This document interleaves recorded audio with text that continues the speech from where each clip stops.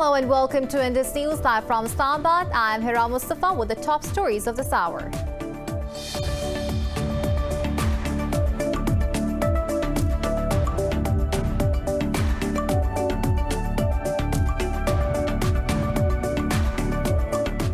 French President Emmanuel Macron has tested positive for COVID-19. The French presidency says Macron will work remotely and self-isolate for 7 days.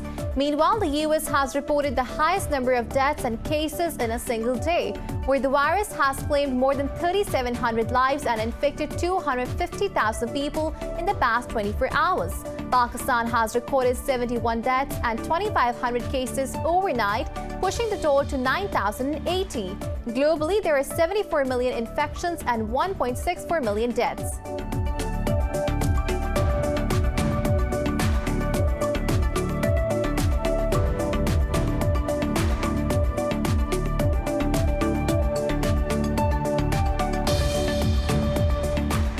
In India, the Supreme Court says farmers have a constitutional right to continue their protest as long as their dissent did not slip into violence. It suggested that the government not to implement the farm laws till the court makes a final decision.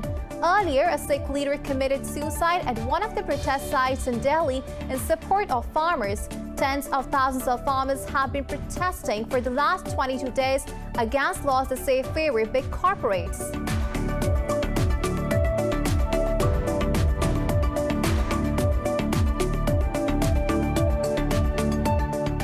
Russia's President Vladimir Putin has called on the United States to extend the New START arms control treaty for a year. Signed in 2010, the accord is due to expire in February. The pact limits the numbers of nuclear warheads, missiles, and bombers that Russia and the United States can deploy.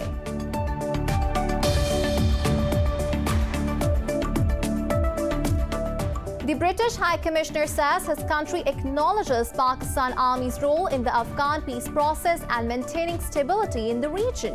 He said this during his meeting with Army Chief General Qamar Javed Bajwa in Rawalpindi. The two sides also discussed matters of mutual interest and overall regional security.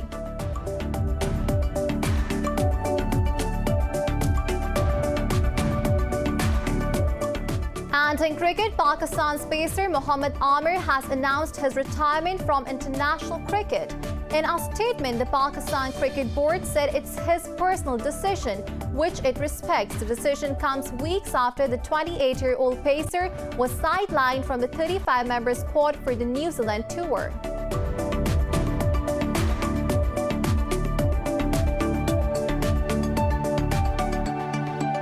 Well, these were the headlines. News in detail coming after the short break. Stay with us.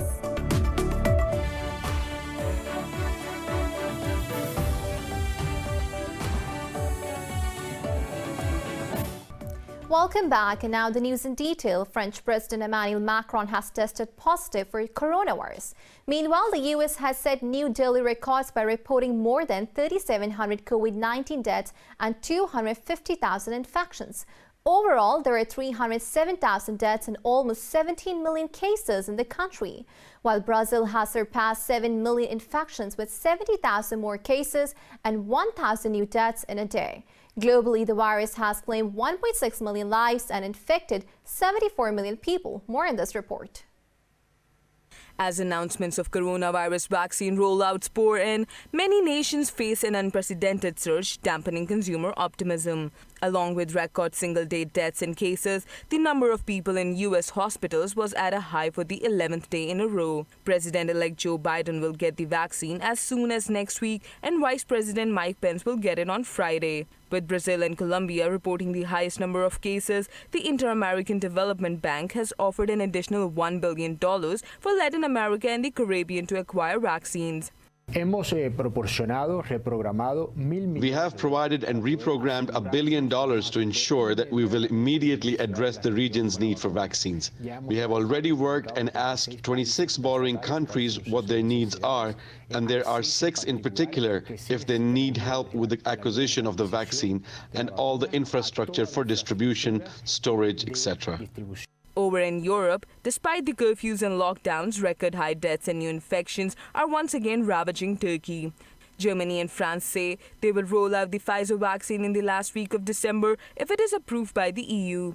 The number of infections in the Netherlands jumped by more than 11,000 in 24 hours, hitting a new record. UK Prime Minister Boris Johnson says it will be inhumane to ban Christmas and defended the government's decision to ease curbs over the holidays. Meanwhile, New Zealand has announced it will offer free vaccine to all citizens by the middle of the next year. Today it gives me great pleasure to announce that we've signed 2 further advance purchase agreements for COVID-19 vaccines that will ensure we have enough vaccines to cover the entire population of New Zealand and the Pacific, should they want them. Australia is scrambling to trace the source of new COVID-19 cases after a cluster was detected in Sydney. Meanwhile, the WHO says China will welcome an international team of investigators in Wuhan, the known epicenter of the virus, in January. South Korea reported a record 22 deaths in a single day as the country's largest wave of infection strains hospitals. Now moving on to Pakistan, 71 people have lost their lives to COVID-19 over the past 24 hours. This takes the country's death toll to over 9,080.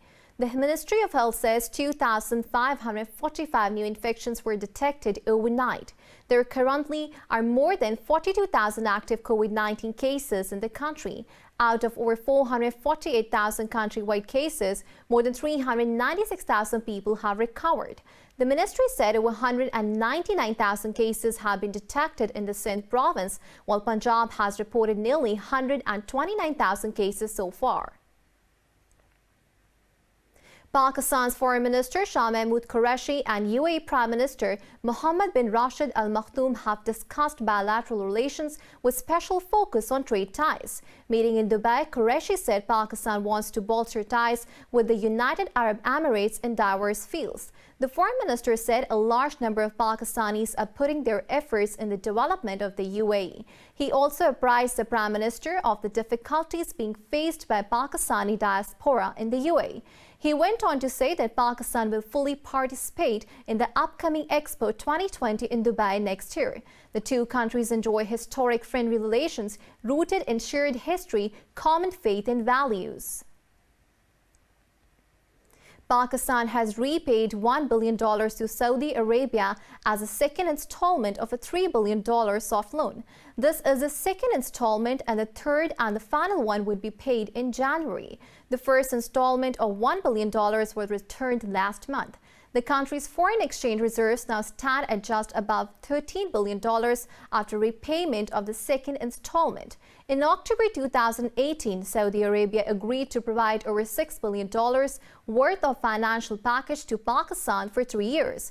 This included $3 billion in cash assistance and $3 billion worth of oil on deferred payments. The British High Commissioner says his country acknowledges Pakistan Army's role in the Afghan peace process and maintaining stability in the region. He said this during his meeting with Army Chief General Qamar Javed Bajwa in Rawalpindi. The two sides also discussed matters of mutual interest and overall regional security. The two countries enjoy cordial relations in diverse fields. Recently, a British airline, Virgin Atlantic, launched its operation in Pakistan months after British Airways resumed flights after a gap of over 10 years. Pakistan's Prime Minister Imran Khan says the warring sides in Afghanistan should take steps to reduce violence, leading to a ceasefire. He was speaking to Afghan President Ashraf Ghani over the phone. Khan said Pakistan will continue to facilitate efforts for an Afghan-led political settlement. He welcomed recent developments in the peace process and termed the ongoing visit of a Taliban delegation to Pakistan an important step. Led by Mullah Abdul Ghani brother, the delegation met Pakistan's Foreign Minister Shah Mahmood Qureshi in Islamabad. Speaking after the meeting, Qureshi said the next round of peace talks will be held on the 5th of January, for which the venue is yet to be decided. He added that the Taliban are fully inclined towards peace and all-out efforts are required from all sides to end the conflict. And in India, the Supreme Court says farmers have a constitutional right to continue their protest as long as their dissent did not slip into violence. It suggested the government not to implement the farm laws till the court makes the final decision. Earlier, a Sikh leader committed suicide at one of the protest sites in Delhi, while a farmer died amid the capital's cold wave. Nearly 20 farmers, mostly from Punjab, have died in protests so far. Delhi Chief Minister slammed the central government over the deaths, asking how many more will have to die to get their voices heard. Tens of thousands of farmers have been protesting for the last 22 days against the controversial laws they say favor big corporates. Meanwhile, Indian police have arrested a headmaster of a government-run school in the southern state of Telangana over sexual assault on minors. The incident came to light after one of his victims fell ill and disclosed the ordeal to her mother. Police accused the headmaster of repeated sexual assault on at least 5 female students aged between 6 and 10. A superintendent of police in one of Telangana's districts said he molested girls in school premises. Crimes against women in India have been rising over the years, with nearly 90 rape cases per day. Russia's President Vladimir Putin has called on the United States to extend the New START arms control treaty for a year. Signed in 2010, the New START Accord is due to expire in February. Putin said he believed U.S. President-elect Joe Biden was open to dialogue on the issue, but he held Washington responsible for starting a new arms race, saying Moscow had been forced to develop hypersonic weapons in response. The New START Accord limits the number of strategic nuclear warheads, missiles, and bombers that Russia and the U.S. can deploy. The treaty's expiration gives Biden just 16 days from the inauguration day to rescue it. Now, China has slammed U.S. accusations over no-show at virtual senior-level meetings as irresponsible. In a press briefing, Foreign Ministry spokesperson Wang Wenbin also accused Washington of smearing Chinese companies. Wang was responding to U.S. warning to Pacific Island nations over security threats posed by Beijing's undersea internet cable. Earlier, the commander for U.S. Indo-Pacific Command termed the no-show another example of Beijing not honoring its commitments. In a statement, Admiral Phil Davidson said China was expected to participate in December 14 to 16 meetings, focusing on maritime safety. U.S.-China bilateral ties have deteriorated over a host of issues, including Beijing's claim in South China Sea. Vietnam has urged the U.S. to lift sanctions imposed on its company for transporting petroleum products from Iran. In a briefing, a Foreign Ministry spokesperson said Hanoi rejects allegations of breaking the UN resolutions on Iran. The official said trade ties between Vietnam and Iran are transparent and legal. The ministry says the country adheres to the relevant UN resolutions. Earlier, the U.S. blacklisted a Vietnamese company for engaging in a significant transaction of transporting oil from Iran. Iran's President Hassan Rouhani says he is certain that the incoming U.S. administration will return to its nuclear deal commitments. Rouhani said he has no doubt that 3 years' resistance of Iranian people in the face of crippling sanctions will pay off. He said Iran will certainly persuade the U.S. President-elect Joe Biden to remove Tehran from sanctions list. Earlier, Iran's Supreme Leader Ali Khamenei warned Tehran against trusting Washington. U.S. President Donald Trump pulled out of the 2015 nuclear deal between Iran and 6 world powers in 2018 and imposed new sanctions. However, Biden's coming to power has raised the possibility that Washington may rejoin the agreement. Turkey says it will not turn back on its purchase of Russian S-400 missile defense systems despite U.S. sanctions. In an interview, Foreign Minister Mevlut Cavusoglu said Ankara will take reciprocal steps after evaluating the sanctions. Cavusoglu said Washington's decision is wrong legally and politically an attack on Turkey's sovereign rights. He said the measures will have no impact on Ankara. Earlier, President Tayyip Erdogan said the U.S. sanctions were a hostile attack on Turkey's sovereign rights and defense industry. Washington slapped the sanctions on Turkey's Defense Industry Directorate, its chief, and 3 other employees. The UN Security Council is planning to discuss Western Sahara after U.S. President Donald Trump recognized Morocco's sovereignty. At a news conference, U.S. Ambassador to the UN Kelly Craft said Secretary General Antonio Guterres was notified of the proclamation. Diplomats said Germany has called for a closed-door Security Council meeting on the situation. The U.S. has supported a 1991 ceasefire between Morocco and the Algeria-backed Polisario Front. It is a breakaway movement that seeks to establish Western Sahara as an independent state. Earlier, UN spokesperson Stefan Dujarric said a solution to the conflict was possible following Security Council resolutions. Trump accepted Morocco's rule in exchange for a normalization deal with Israel. Nigerian authorities have entered into negotiations with the kidnappers for the release of school children kidnapped in the Katsina state. Governor Aminu Bello Masari said the state is using the local security outfit, Makaba, to ensure the release of the students. He said over 400 students are still missing after the attack on the school, contrary to the previous claims of around 300 missing students. The governor said the negotiations for the students' release will not include paying ransom money to the kidnappers. He added the government is regularly updating the parents on the kidnapped schoolboys' whereabouts. Earlier, the Nigerian security forces managed to rescue 17 students in an operation, but 2 students were killed during the operation. Iraq's federal police have destroyed 4 shelters belonging to the ISIS terrorist group in a rural area of Kirkuk city. The operations commander said large amounts of weapons and ammunition have been seized. He said the operation in the area is still continuing. Iraq's counter-terrorism service has recently launched a multi-pronged anti-ISIS operation in the country backed by U.S. coalition forces. And now it's time to take a short break. Stay with us.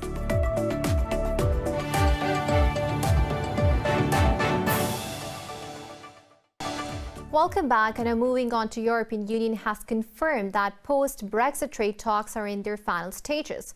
In a tweet, EU chief negotiator Michel Barnier said good progress has been made during the ongoing negotiations, but the last stumbling blocks remain.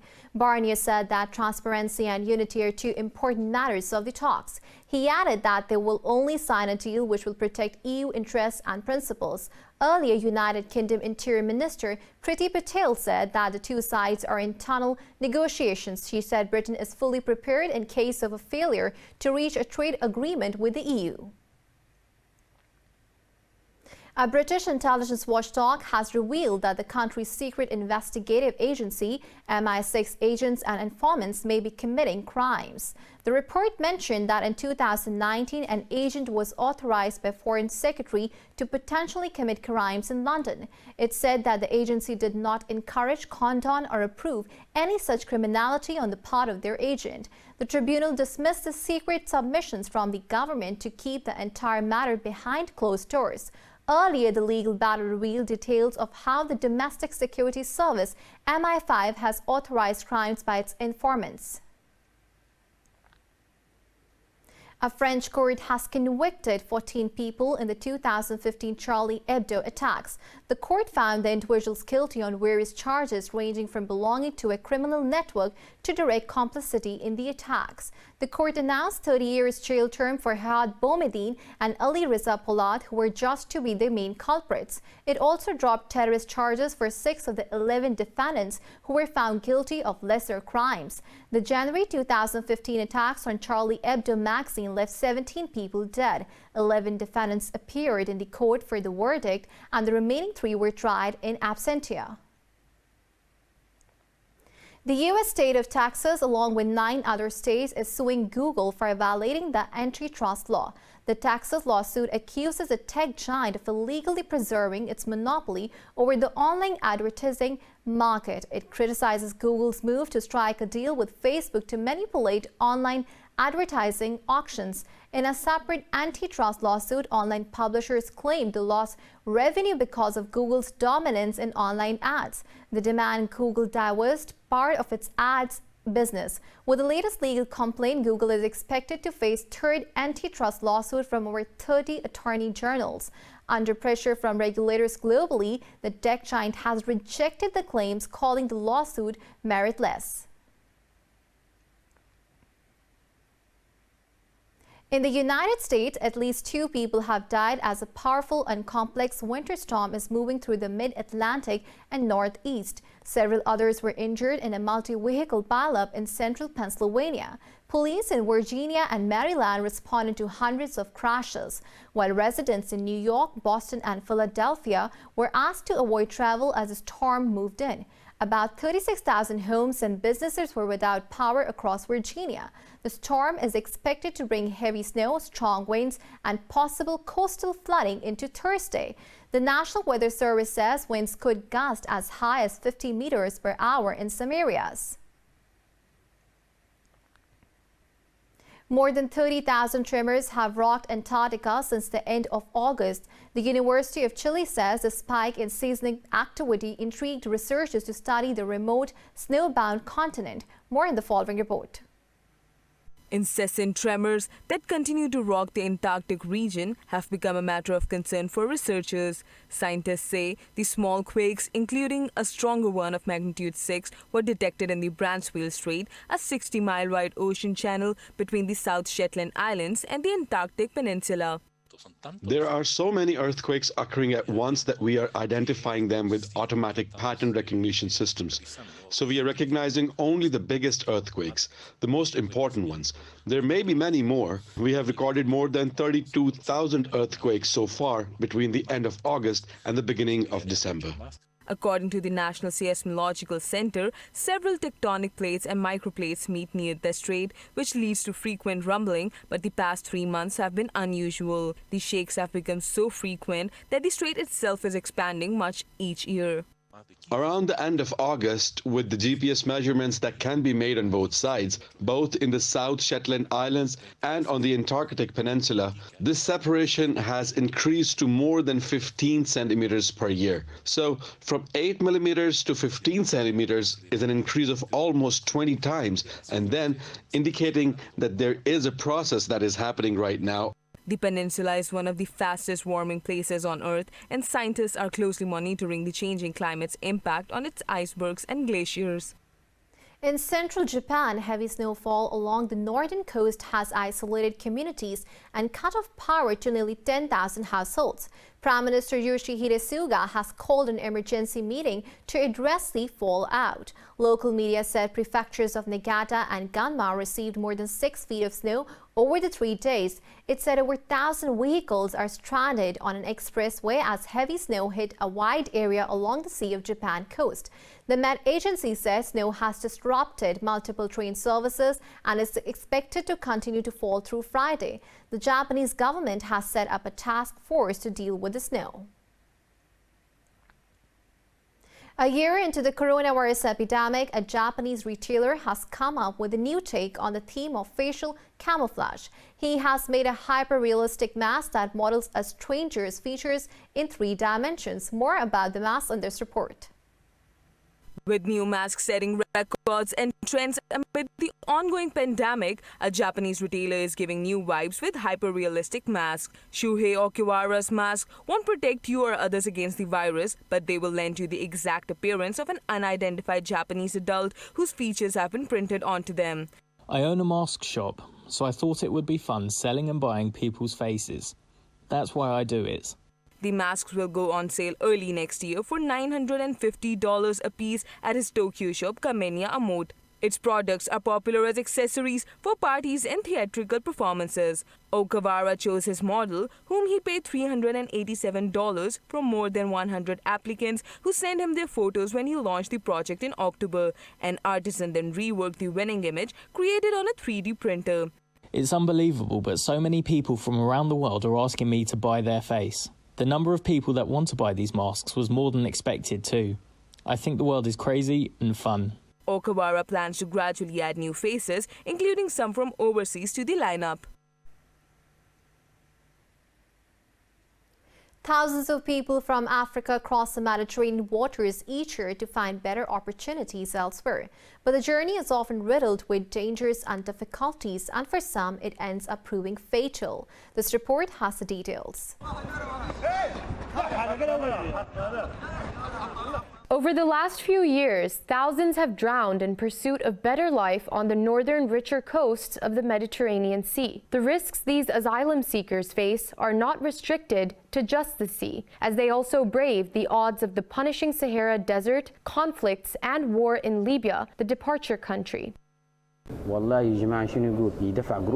They tell you to pay or they hold you from here and here. And they say you pay money or there is no voyage. Each Somali citizen has to pay $9,300.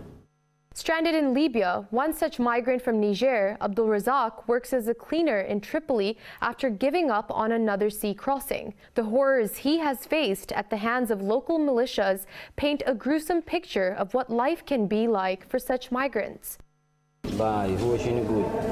They use a WhatsApp group to contact our families in Somalia and take videos of every Somali who doesn't have the money to pay. The smugglers beat you and they put a rock on your head and say in the video, transfer the money. And my mom can see and hear this, but we don't have anything there. We only had a house in the capital, so there's nowhere else I can get the money. The guys here tell me transfer the money, but I don't have any. It's just the house with 4 rooms and bathrooms and I sold it.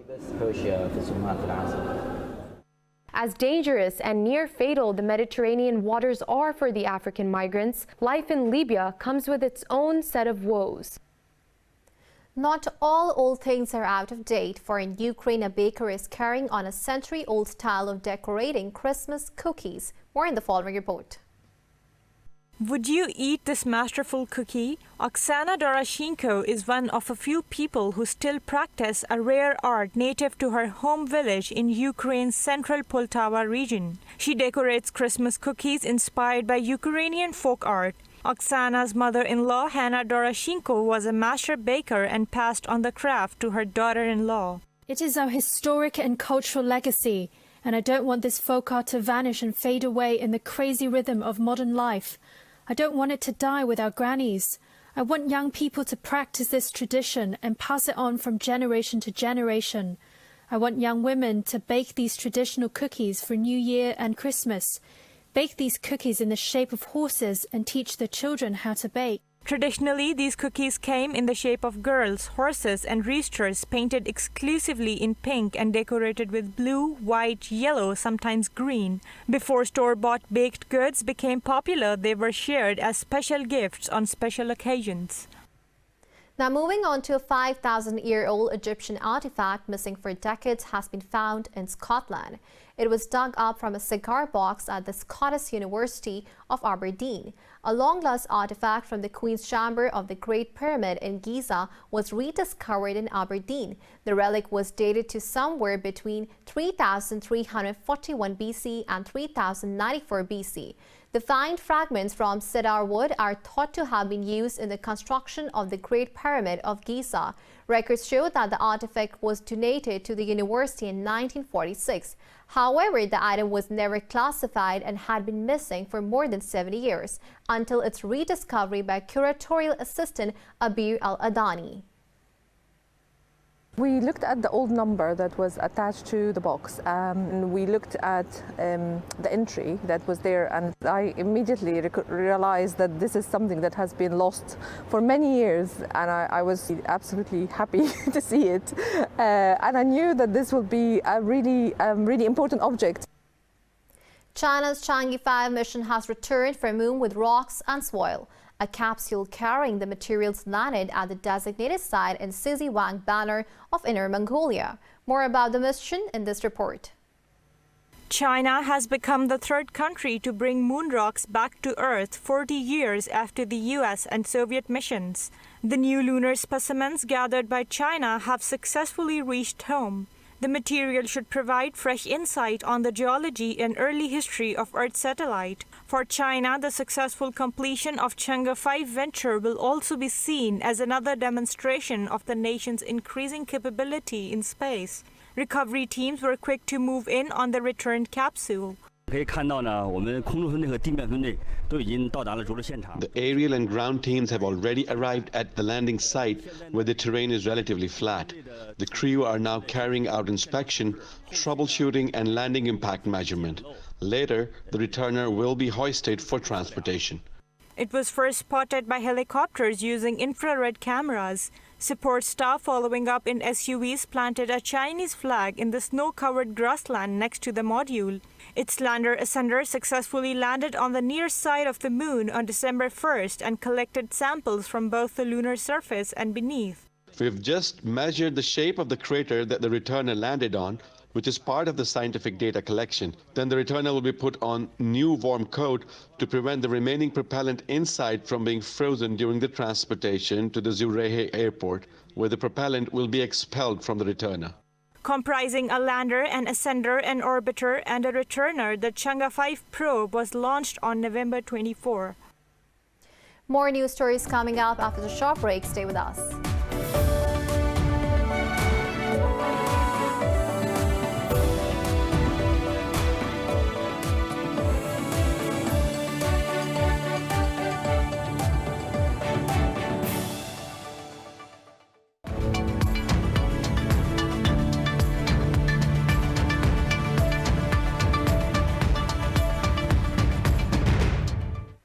Welcome back. Now moving on to the business stories. The United States is eyeing a mini trade deal with the United Kingdom to reduce tariffs.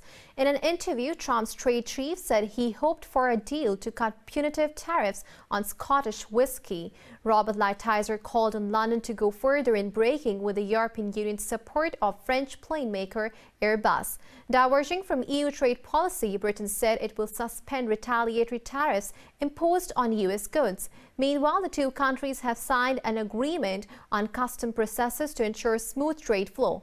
In a statement, British Treasury Minister Jess Norman termed the agreement vital in ensuring continuity post-Brexit.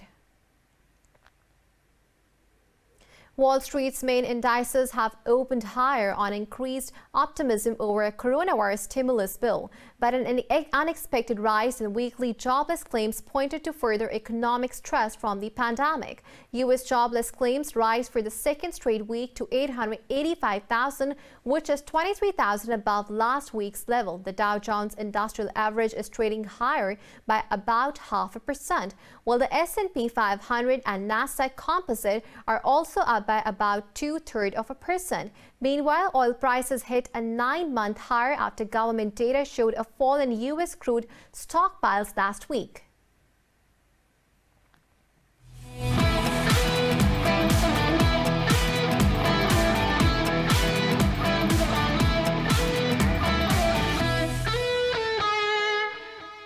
Now moving on to Pakistan's pacer Mohammad Amir has announced his retirement from international cricket.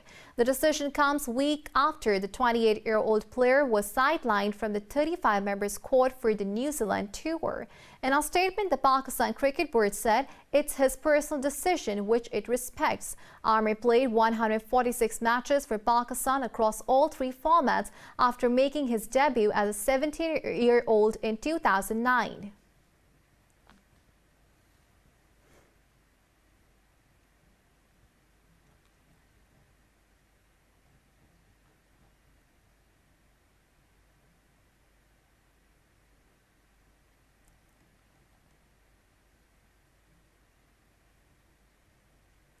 The Australian Open will start on 8th of February next year after being pushed back 3 weeks because of the coronavirus pandemic. It was confirmed after the ATP announced the schedule for the first 7 weeks of the men's tour next year. The first Grand Slam of the 2021 season was originally scheduled to take place in Melbourne from January. The 4-day men's qualifying event has been moved to Qatar's capital, Doha, and will start on 10th of January. Players will arrive in Melbourne on 15th of January for a 14-day quarantine period. The season will start with events in Delray Beach in the US and Antalya in Turkey on 5th of January.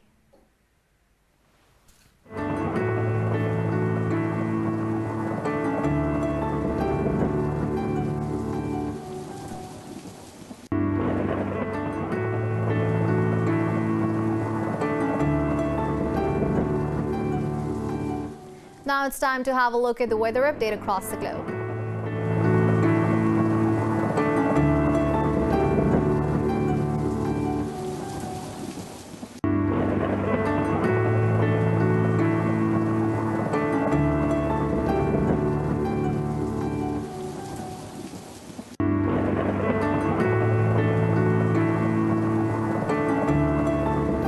updates, you can follow us on social media at Indus.News.